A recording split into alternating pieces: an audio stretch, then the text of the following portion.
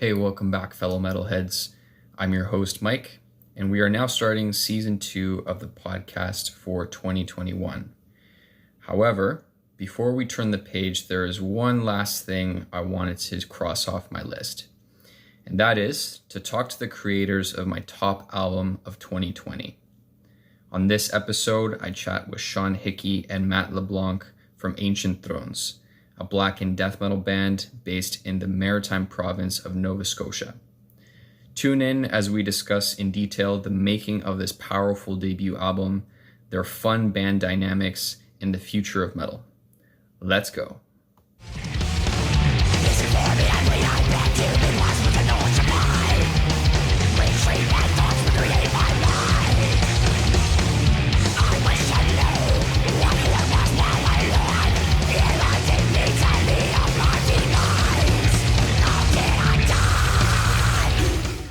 All right, so everybody, welcome back to the podcast. Super excited to have our guests today, which is Sean and Matt from Ancient Thrones. And so today we're going to be diving into a whole bunch of stuff. Sean and Matt, thank you for joining. Yeah, thank you. Yeah, thanks a lot, man. We're super honored that we took the top spot on your list there. We're kind of blown away, honestly. Yeah, that's wild.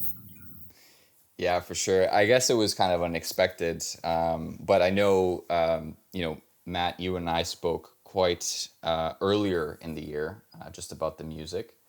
Yeah, I remember that.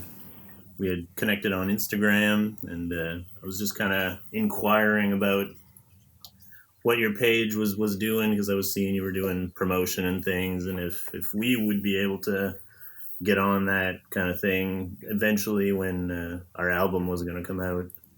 Mm-hmm. Yeah. And the first song that I heard was the single, right? Soul to Flesh. Yeah, we had released that back in, when was that? May, I think? The end of May? Yeah, something like that. Yeah. And so I really, really liked it, just from that single. I was really curious to listen to more. And so it's pretty interesting because the album came out in November and how, everything kind of just worked, and it really stood out from the crowd. And we'll definitely get into why that is a little bit later. But yeah, it's a pleasure to have you guys on. Yeah, man, thank you so much. Yeah, we're super thankful. So I always like to get the podcast started with just kind of, getting to know you guys better from your earlier music career, how you got into metal, because, to this day, metal is still kind of an underground thing. So can you guys take me back to like your earlier experiences with metal, like how you got into it and stuff like that? Yeah, I used to play guitar. I played guitar for like a long time as a kid, just learning songs and stuff. I was never really serious about it or anything, but I was in my friends all got into European thrash metal, and like they first got into like bands like Metallica and Slayer and stuff, and I liked those bands all right, but it never really grabbed me until it got like into like the horror elements of like destruction and creator and like Satanism and the visuals and stuff, and that like really grabbed me, I guess. So we started a thrash metal band called 𝘗𝐿stallion, which is a horrible band, but it's a pretty cool name. And then I got in the first band I fell in love with for metal was Destruction, which is like really random, I find. As like the first band, you mean? Yeah, that was the first band. I was like, this is my favorite band, like Destruction from Germany. And I was wearing Destruction t-shirts in my high school or in my middle school, and people were like, what the hell? Like, but yeah, that was mine. Yeah, for me, I don't know, I guess a more classic story. I got in through like Metallica, Master of Puppets, that type of thing. This was when I was back in high school, mid-2000s, I guess. And all my friends played guitar and stuff, and they would always show me like Seek and Destroy off Kill 'Em All by Metallica. And I'm like, wow, this is like super cool. I want to get in on this. So I learned how to play bass. I was playing a little bit before that, mostly like funkier type stuff like Red Hot Chili Peppers, and I was a big Blink-182 fan too. So like the pop punk rock, whatever. I was playing that kind of stuff, but I liked I like the more challenging aspect of like metal. Like my friends were showing me all these tunes they were learning, and I'm like, wow, that's really cool. Like I want to do that too. So started learning like tons of Metallica tunes, like all their early stuff from Kill 'Em All, Ride the Lightning, and Master of Puppets. I was like obsessed for a good year or two probably, and like Cliff Burton, their bassist at the time, was a real big inspiration for me in my bass playing and like wanting to get better at the instrument. Yeah, I had a similar like path as well to you, Matt. So my dad showed me Metallica, Slayer, Megadeth, like the big four, and then Yeah. also on top of that, Black Sabbath. Nice. It changed the game completely. Yeah, definitely. Yeah, Black Sabbath was a big game changer for me too. Like after I got into Metallica and whatnot, like yeah, I was into the same bands you mentioned, Megadeth, Slayer, yeah, Black Sabbath, all the classic metal bands really. And then for you, Sean, so you currently play drums and also do the screaming in Ancient Thrones. I'm curious to know, like, did you start one before the other? Like, how did that work out? Yeah, it was kind of just a real gradual thing when we started Abysseral Throne. I remember I'd only been playing drums for I think like 6 or 7 months at that point, and it was just something that I picked up. My friends played drums.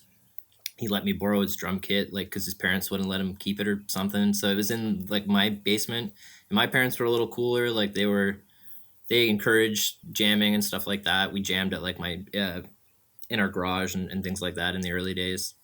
But it just became something that I found that I could do from like listening to bands like Black Dahlia Murder and Skeleton Witch and stuff. I like Emperor. I picked up like just like I think I could do this. Like I think this is cool. And it initially just started in like the third song I think we wrote, and the guys just liked it. So I was like, well, I'll keep the mic here and maybe I'll throw some of those in from time to time.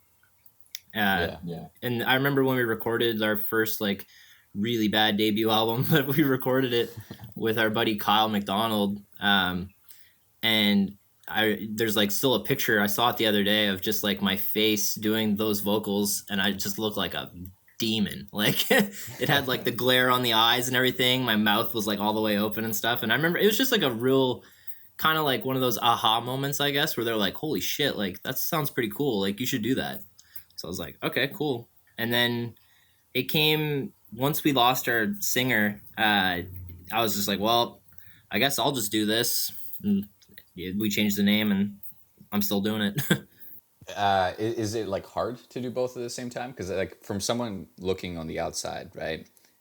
Drumming is already pretty hard in their opinion. So then when you add singing on top of that, like, did that ever cross your mind of like, man, this is really hard to do? Or because it sounds like you kind of just went into it and you kind of figured it out as you went along.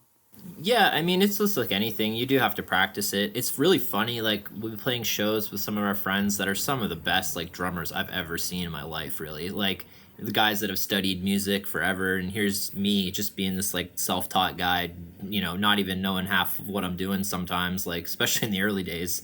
And then they have, like, their jaws dropped watching me do that, and I'm like, what's like what? Like they're like, we can't do that. And I was like, well, okay, I guess it's like my thing, I guess. But a lot of it's just muscle memory for drumming. Like if you know how to play the songs, it's just about being comfortable having the mic there and then knowing when to breathe at what part. But it's a lot of practice. I practice a lot for sure, like at least 2-3 hours a day normally. And then I found one technique that kind of worked for me was I used to just play in the dark completely. So I would always like just really know what's going on in my kit. Mm-hmm. And it's about like making sure that I have that emulated in a live setting. Like I have placements for everything. And it's just about like I can close my eyes and play all the songs. So as long as my arms know what they're doing, then it's just about remembering when to breathe, and I really shut off when I do it. Like it's like a flow state. You're just in it. And if you think about it, that's when you start messing up. So that's pretty cool, man. Yeah, and then Matt, I saw in the credits for the Veil, which we're going to talk about in a bit, you also played the cello on that. Is that correct? Yeah, that is. It's one of the many tricks I have in my bag, I guess you could say. Yeah. I picked up and learned how to do like a lot of things that I never thought I would be able to do at this point in my life, like throughout the years. But that was the cello playing is a remnant of. I studied music at university for a bit. I never ended up finishing the degree because of like money and some other reasons, but I was studying classical music at university for a while, and then you have to play a classical instrument to do that. So I picked cello because I thought it was like similar enough to a bass, like the scale lengths are similar in the same range, so it would be like an easier transition for me. And I studied that for a couple years, and got to bust it out on the album. We thought it was a cool texture to add. It was one of those things that I was like, when we heard the songs, in particular the song Sentient, I remember just being like, there needs to be a cello on that. And like I was really pushing for Matt to bring out his cello. We had actually never heard him play it either, so it was cool even just to see him play it.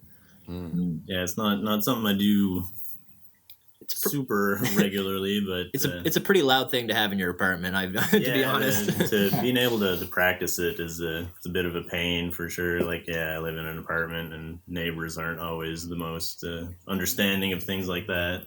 And cellos are surprisingly loud. Like, you think it's just like an acoustic instrument, so like an acoustic guitar or whatever. Like, you can usually practice that at home, but a cello really projects a lot more than like a guitar would. It's easily my favorite string instrument. It's such a beautiful instrument. Yeah, same for me. I mean, that was another reason why I wanted to pick it up. It's just such a like a vocal and expressive instrument. Like, it's definitely my favorite like classical or stringed instrument. Yeah, for sure. And it's really cool to kind of hear it in context, right, with the rest of the music. So yeah, I think it's a really interesting texture, like you said, that you guys decided on there. Yeah, well, that whole song I guess it's featured in a few songs, but the song Sentient is like the main one, and that's a really like oddball kind of song if you think about it on the record, but it was a texture we felt was needed. We needed a nice break right in the middle of the record. And Matt, I know you said you didn't necessarily like finish the full like degree, but this is one thing that I'm really curious about. Do you think that your time studying music in a formal setting has helped you whenever you're writing metal, or is it something where you only rarely pick at it whenever you need to? Oh no, it totally helped me. Like the couple of years that I spent studying music at university definitely is a help. Like, I've always had an interest in like music theory and stuff like that.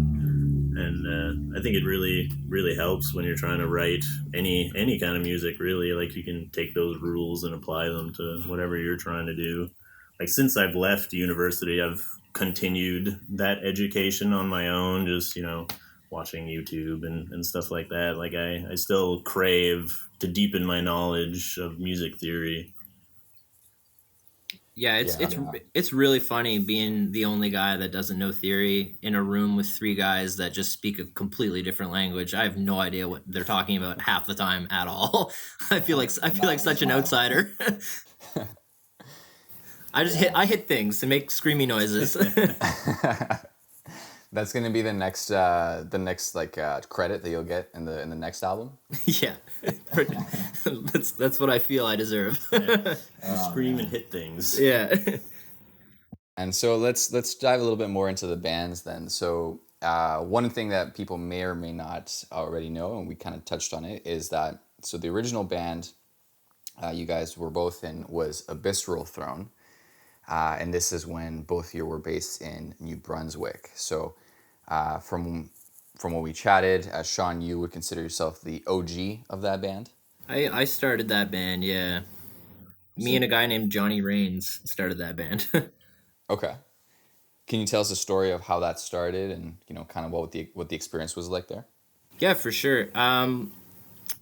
In high school, I met a lot of those guys just kind of hanging out. They were like the only metal kids. Like we were like the only metal kids. So you would see them around at shows and stuff.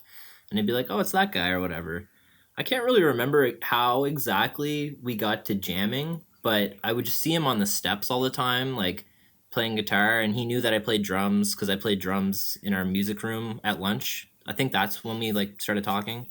And then just over Christmas one time, I had gotten that set of drums, my own set of drums from my buddy John, and he left them at my parents' house. So I think I talked to him and he just said, "You want to jam sometime or something?" I started playing drums, and he was like, "Yeah, sure." So we came over, and we just started writing songs about like ice trolls and stuff, and just like real silly like fantasy stuff.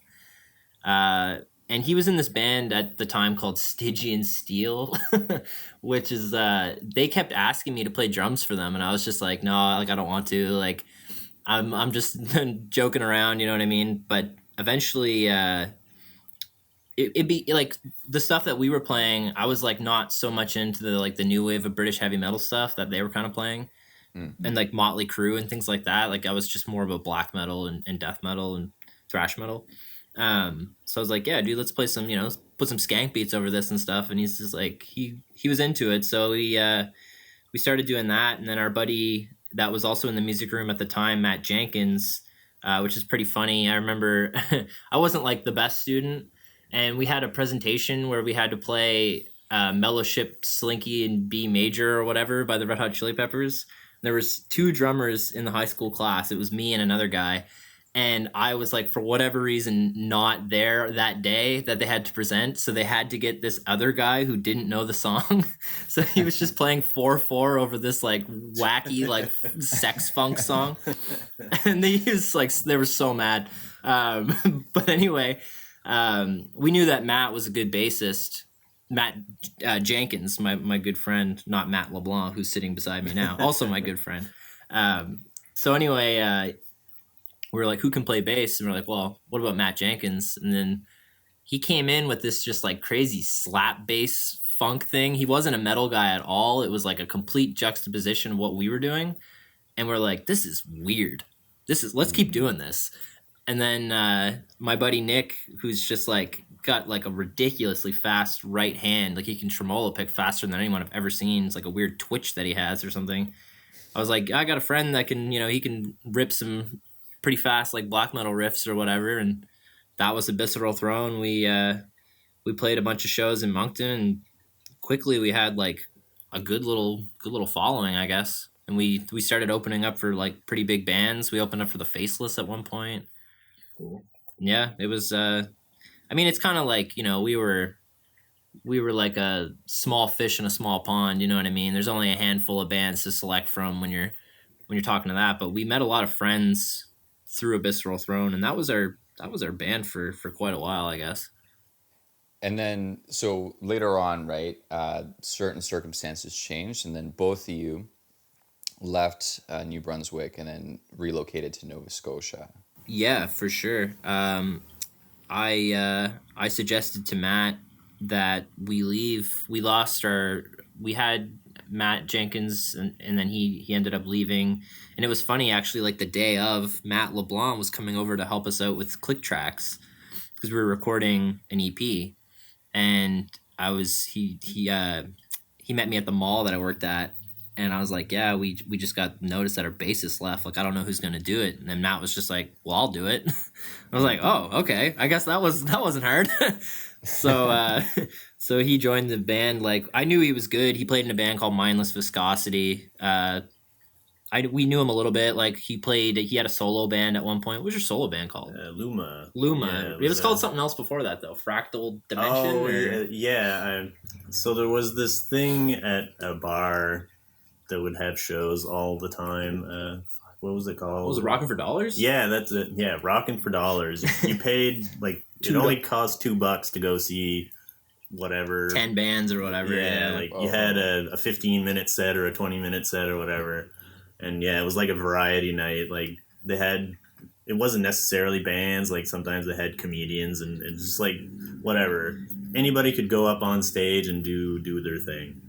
So I would go to this event and just play like solo bass, like no drums, no nothing. Just get up there and kind of play some vibey. It was kind of like stonery a little bit, but also kind of experimental, and like I had a lot of effects and delay and stuff, like trippy stuff happening. So I would go there on, it was like Wednesdays or Thursdays or something, like in the middle of the week, and I would play to, you know, this bar full of people and whatever.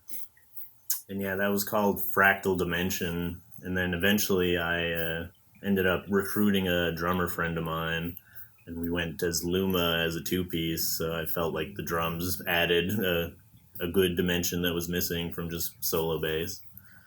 But yeah, that was one of my old bands that I was playing at the time before I joined Abysseral 𝘲𝘓.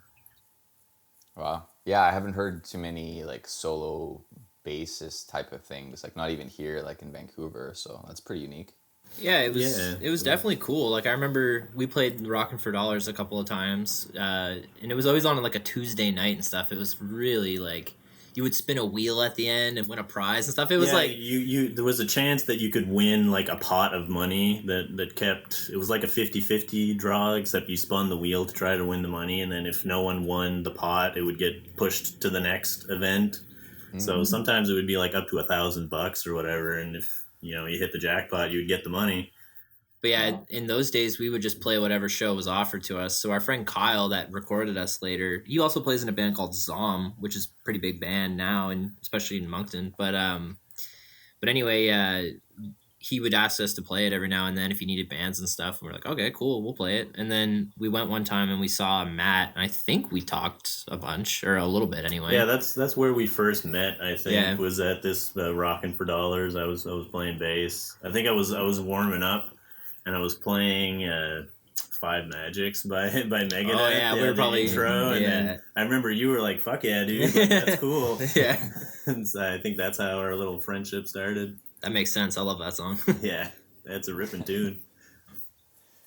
That's awesome. Yeah. So I wanted to jump back with like the changes there. So you went from Abysseral 𝘲𝘓 and then changing the name to Ancient Thrones, which is what we know you as now. What was the motivation behind that instead of just keeping the same name?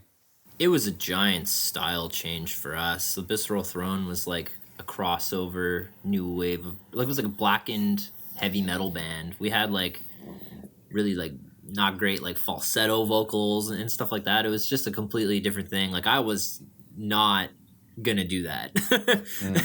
I was not even gonna attempt to do that. I had my own thing, and I was like, you know, if I would like to be into like a guttural, screechy vocal, like in the vein of 𝘗𝐿 𝘲𝘓 or black metal bands, Mayhem, stuff like that. That was the stuff that I was into. And yeah, we were just like, we ended up moving to Halifax, and we met Dylan. Well, like I knew Dylan, who's our guitar player. I knew Dylan for a long time, and it was really funny because we had a show with Beyond Creation that our original singer, and he was also our guitar player.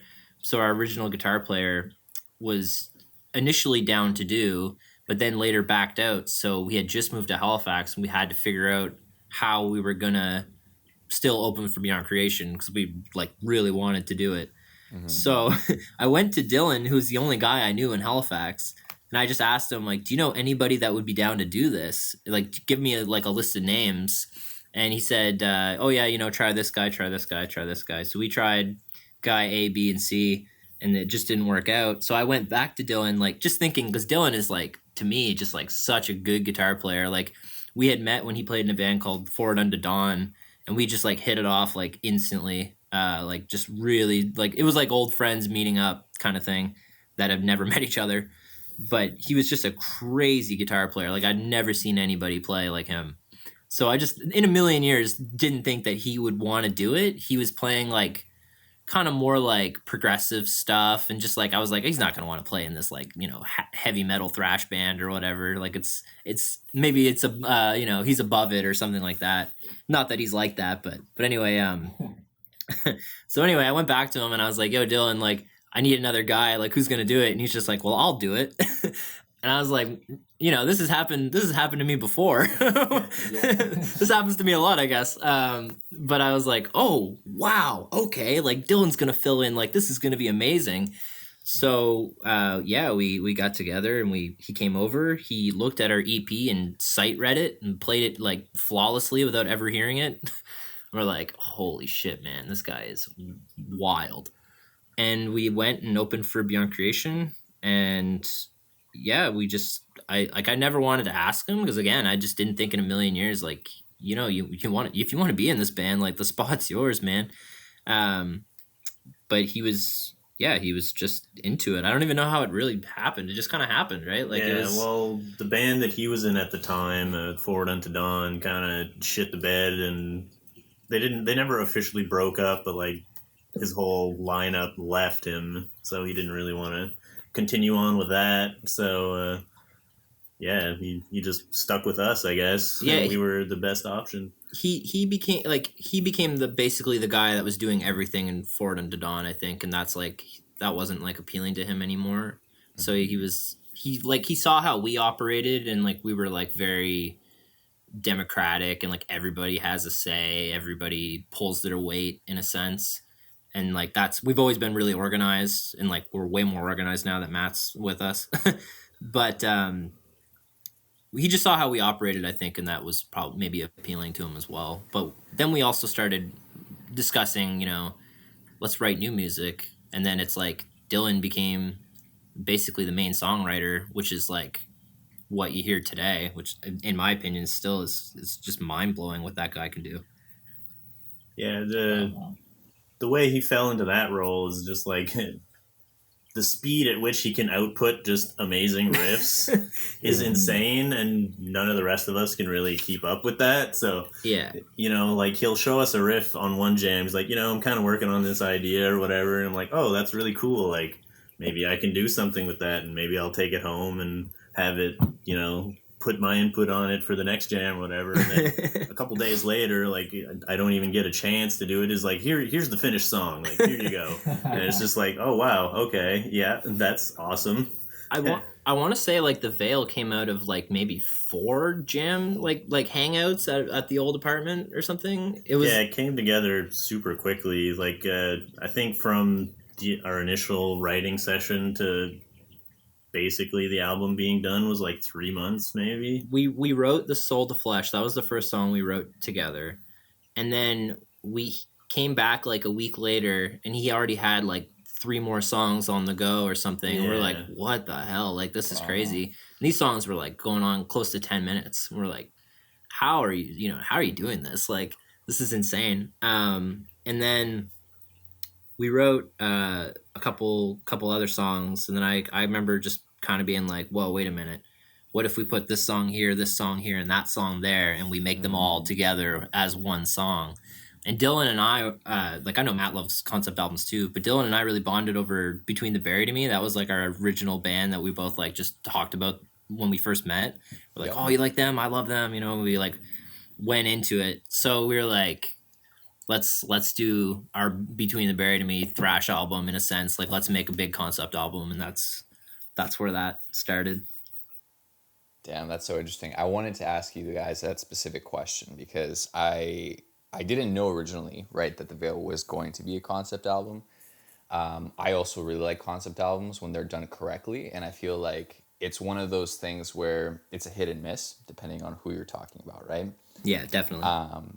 So it sounds like the music was starting to be written first, and then the concept kind of like came up after, right? Sort of. So like I had the concept in my head of just this person floating in space, just like about like waiting to expire essentially. And that's when I came up with Transient and Permanent, and those two stuck in my head for like years. So then when this started happening, and then I think that's possible, might have been like this. I feel like the story was just inside of me, but it was like didn't have an outlet. And then that might have pushed me into suggesting we do this as a concept, because I felt it like deep down, and I knew there was something that I just didn't like have it all together. But yeah, it definitely it got like pushed out pretty quick once the music started coming, for sure. Yeah, no, that's really cool. And I wanted to kind of, talk about the message behind it, right? And so in your own words, what is like the main takeaway that you want people that do take the time to like either read the lyrics or like, digest the lyrics in a different way? The message of the record, I think, is like our choices leave our legacy. So it's about leaving the legacy you want to leave when you're gone, I guess.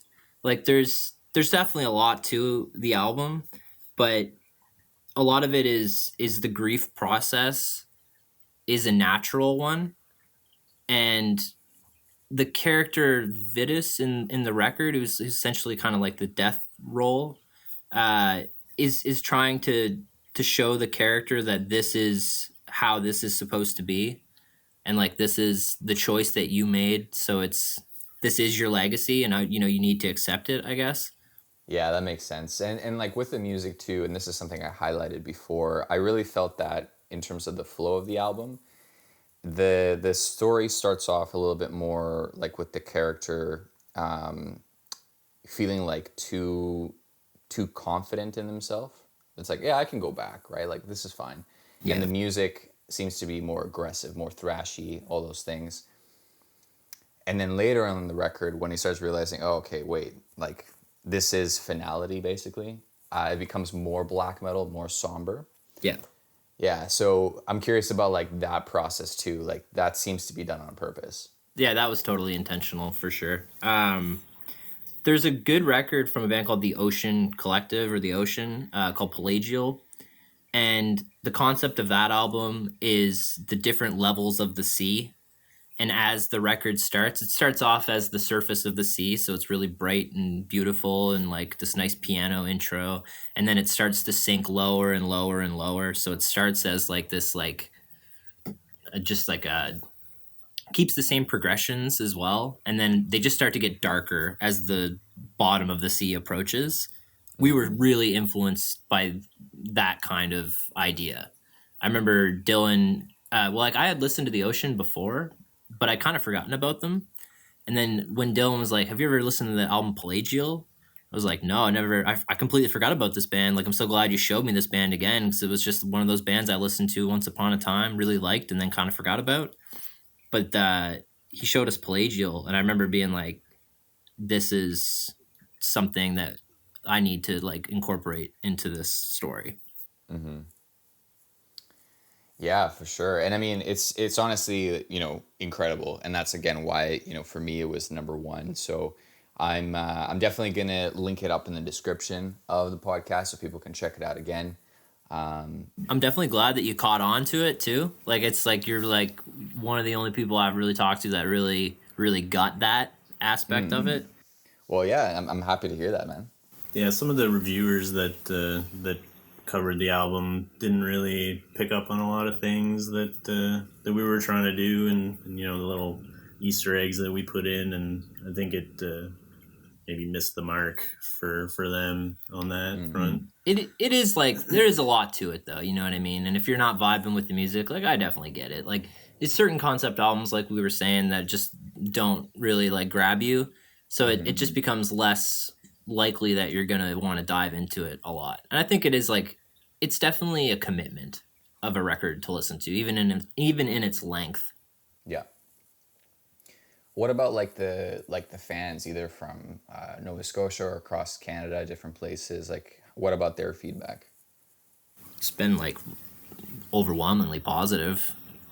Yeah, everybody that seems to listen to it seems to be into it, that we know anyway. Like, we've gotten a lot of praise for the album, and that always feels good. Yeah, there's been some nice write-ups from like Decibel magazine and things like that too, which we were like, what the hell? Like, that's crazy. Yeah, like these big outlets that we never really thought we would get onto. we're all saying like really great stuff about the record, and you know, people like you rating it #1 against like Fuck the Facts and Dead Quiet, which are two bands that we both like really love. Insane. It's crazy, honestly. You're in BC too, and you rated Dead Quiet under us. That's crazy. I love Dead Quiet, man. When I was in BC, I went and saw them I think 3 times in like 6 months or something. Like, Nice. I love that band. Yeah, they're an amazing band. Yeah.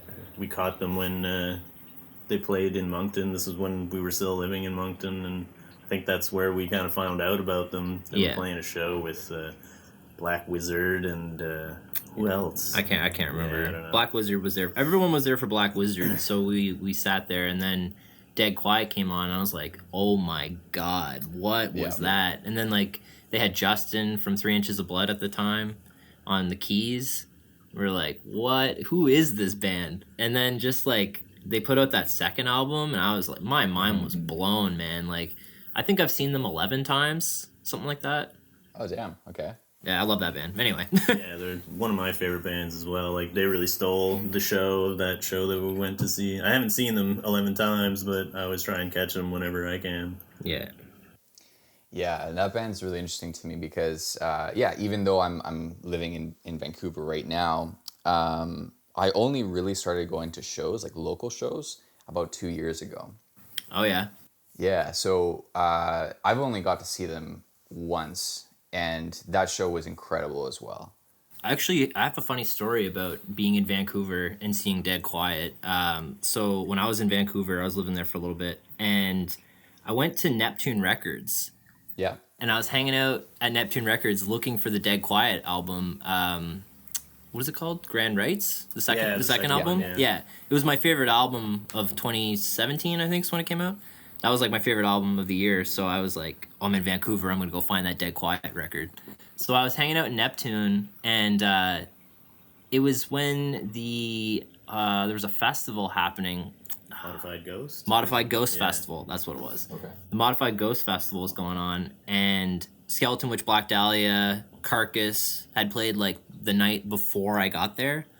Mm-hmm. So I was just chatting with the guy that works at Neptune, and he was like, are you going to Power Trip? He's asking me just like, are you going to this night? Are you going to this night? And I was like, yeah, I don't know, man. It's pretty expensive. Like, you know, Vancouver is, as you know, I'm sure is pretty expensive. So like my money was tight and stuff at the time. And so I bought the record, and then I remember I saw on the price tags that it was like ended in zeros. And it reminded me of this record store in New Brunswick where they don't charge tax. So I just asked him, I was like, is there tax on this stuff? It's in zeros. Like, he's like, there's no tax if you pay cash. I was like, oh, okay, I don't have any cash. I was like, is there an ATM anywhere? And he's like, yeah, there's one just down the street. And like, would you mind picking me up a coffee at this like place, this little market? I want a vegan cold brew coffee or whatever. Okay. I was like, sure, man, yeah. So he gives me a little bit of cash, and I go and I get him this coffee, and then I come back with the cash to buy the records. I had Flower Boy from Tyler the Creator and Grand Rights from Dead Quiet. That's what it was. So anyway, I was like, yeah, man, here's the cash. He's like, all right, cool. So what's your name? And I was like, well, my name's Sean. He's like, all right, you're on the guest list for Dead Quiet tonight. And he like worked at the door and everything. And I was like, no way, man. He's like, yeah, you're going to see the whole festival, man. I was like, dude, I love Vancouver. That was literally the first day I got there. Like, yo, that's insane. Yeah. Shout out to that guy wherever he is. That guy was awesome. Wow. Yeah, Vancouver's really interesting when it comes to like its music scene, and that's kind of something I wanted to touch on too, like about the music scene out east, because there seems to be this divide, right, of not being able to really know what scenes look like across Canada. Yeah. So can you guys like comment on like, first, how is the music scene in Nova Scotia, and then maybe afterwards like how it looks like in terms of the Maritime provinces, because I feel like there might be some similarities there. If you go into, it's like in the cities, like the rural areas are definitely, there's a lot of them, and a lot of people travel from rural areas to go to cities to see shows when they were happening before COVID. Halifax is definitely a very different place than Moncton. Where I feel like Halifax is a little bigger, so it's like a little more divided. Like if you're into if you're into metalcore, you go to the metalcore shows. If you're into black metal, you go to the black metal shows. Whereas like in Moncton, it was like kind of smaller, so you would have punk bands and grindcore bands and then heavy metal bands all kind of fitting onto one bill.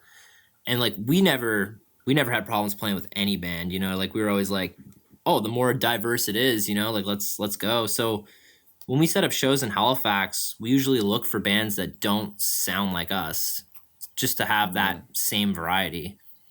But in terms of like how the scenes look, they're all passionate. I've seen passion in every scene that I've been in across Canada, from Vancouver to Halifax to Ontario and Saskatchewan.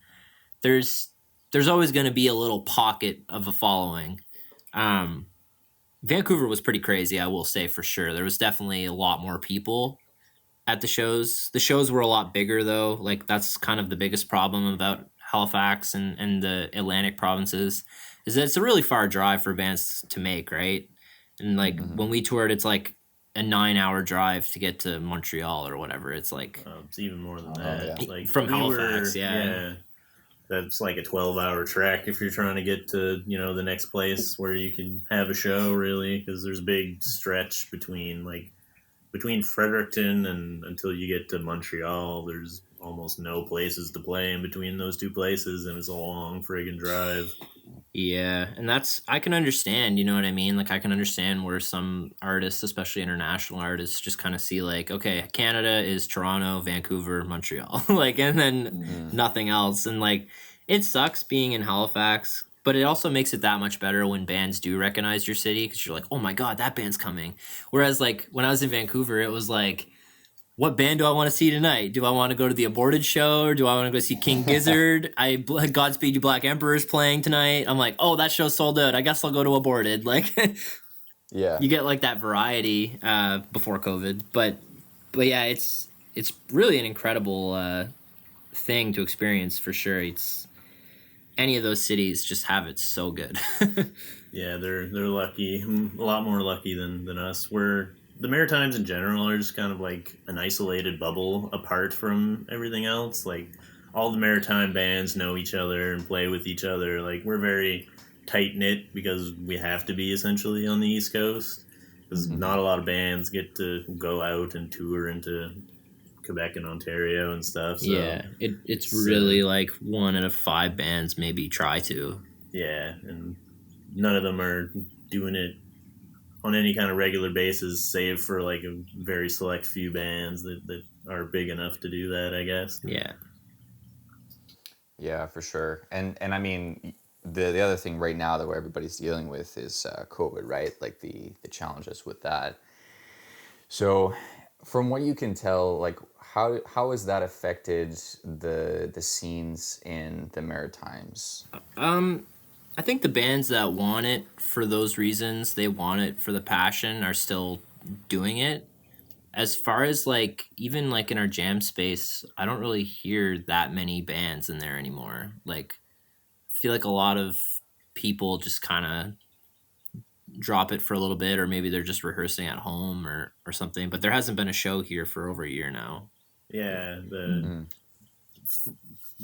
back in the summertime, I think, when like we had what was called the Maritime bubble happening, like all the Maritime provinces had very low cases, and we were able to like travel around between the provinces and stuff. I think there was like a few shows. In St. John. Yeah, in St. John. St. John, actually, shout out to them, because their scene is like very tight, and they like they have places that are dedicated to like putting on shows in private events and stuff. Like, we were actually thinking about playing there. We were talking, I think, to the guy that runs that. We're like, oh, maybe we'll get a show at St. John. That'd be cool. Have one show for the year kind of thing. We played a couple of times in January and February, but it wasn't... we didn't get to do much last year. Yeah, once COVID really took over, that was pretty much it for us. Like, no shows were really happening anyway. So yeah. We didn't want to risk it, really, and we're working on new material anyway, so we're just kind of focusing on that. Yeah. And so like what do you think is like the main lesson, that you guys have learned now, recording the new album under, the new established brand of Ancient Thrones, and then further on, releasing it during a pandemic? Um, I think having a publicist is a very important part of all this, and our man did his job above and beyond. But as far as like COVID goes, I guess it's kind of like when you put out an album, you inside you have this pressure, like we need to tour this album. And we had our EP out forever, and it was with the other, like that was another, I guess, requirement to be in this band. It's like we have to tour. Like that's what we want to tour. Like that's what we're doing. So it was like with the other members that we had before, it was just more like, oh, I'm not going to do that, or I don't have any money, or whatever. But you do have this like expectation inside to tour when you put out something.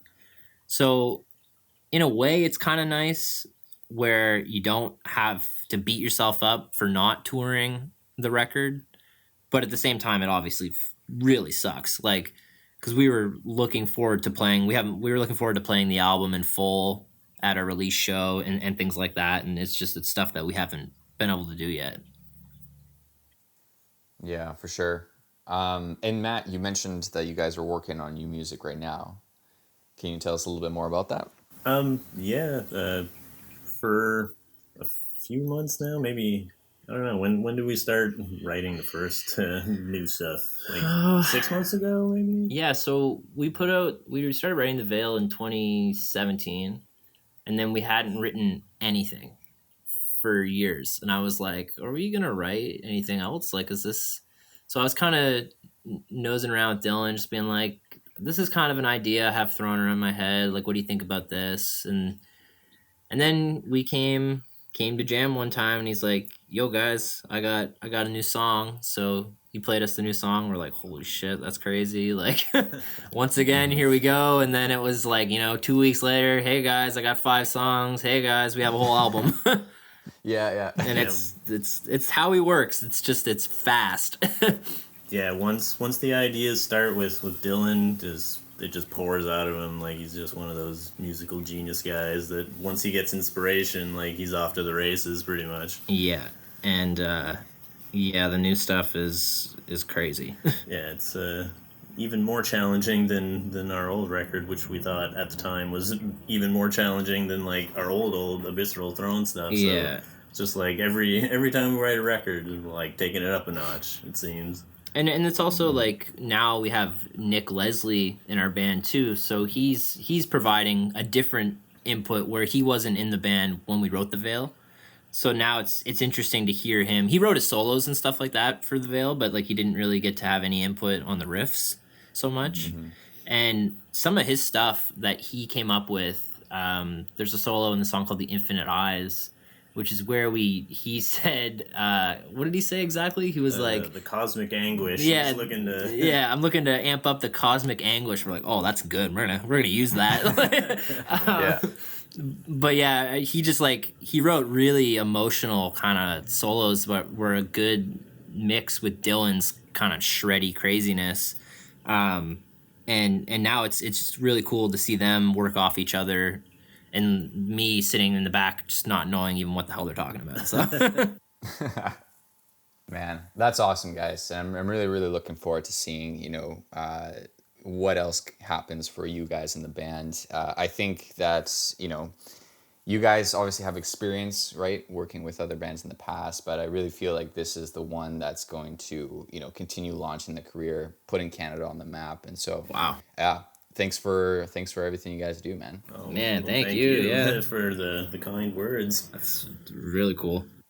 Great. So we're kind of at the end here, but I always want to, end off the podcast with giving you guys a platform to shout out either other, fellow bands or either folks in the industry that you'd like to, talk about.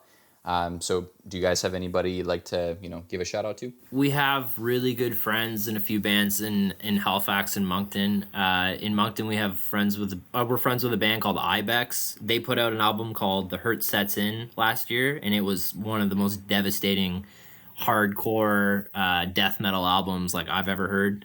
Those guys are amazing, and they definitely need the love for sure. And also Dumpster Mummy in Halifax, they're like the hardest working. They're the guys that we looked up to. Were like they were touring Canada all the time and stuff, and just making it happen, living in their van. Like we looked up to those guys for a long time. They're really good friends of ours. But Dumpster Mummy in Halifax, definitely, we love those guys too. And definitely a big shout out to John Asher, our publicist. He was amazing. He went above and beyond for us, and he worked overtime getting us out to all these years and all these different countries and things like that. So that guy's totally amazing. I think you covered the main ones, honestly. Yeah. But Ibex and Dumpster Mummy are some of the coolest bands for sure in the Maritime scene. Definitely check them out. Sounds good. Yeah, I'll put links down so people can check them out. I'm actually not familiar with them either, so I'm going to have to do some homework there. And then the last question for both of you is, what does metal music mean to you personally? Metal music for me, I guess, is like a creative outlet in that I have total freedom to express anything that I want to. And like there's really nothing like that in music. Like I'm sure if you're into different types of music and you never really were exposed to metal, there is kind of like I'm sure you can get any kind of expression or any emotion that you have, repressed or whatever out in some music, but metal is like it like bathes and basks in this like darkness, and there's really like it's accepted, you know what I mean? Like it's definitely I felt, I guess, like an outsider and stuff as a kid, but it was also more just like this is what I like, and like I'm gonna be into this. And like I listen to tons of different music all the time, but metal just has that place.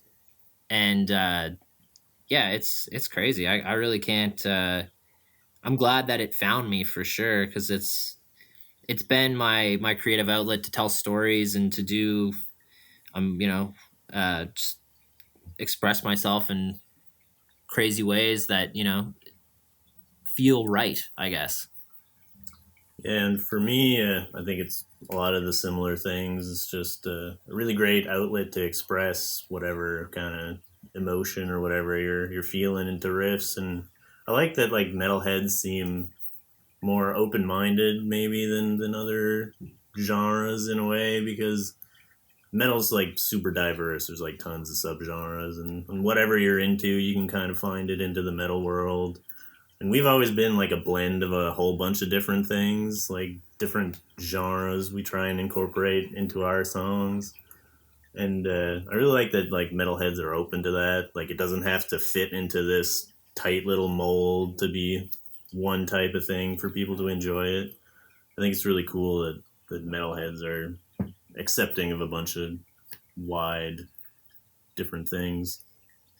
It's definitely like interesting too, because like when you get reviews from Varg, the black metal lord or whatever, and you're like, oh god, this guy's gonna tear us apart, and then it's like you read the review and you're like, wow, he liked it, like, and it's not traditional black metal. Like you have purists in every genre, right? And it's just like some nobody's torn us up too bad. So it's definitely a kind of a testament to, like you said, like the open-mindedness of metal.